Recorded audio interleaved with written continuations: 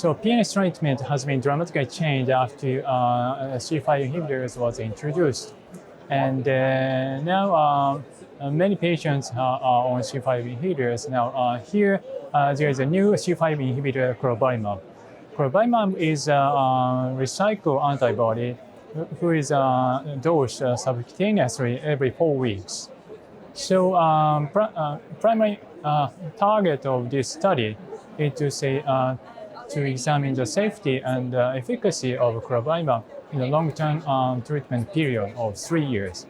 So in this cohort, only a small number of patients, 28 patients, were enrolled in this arm C analysis of COMMODORE-1 study, which included the patients who are treated with Ravulizumab and phase 2 Crovalimab.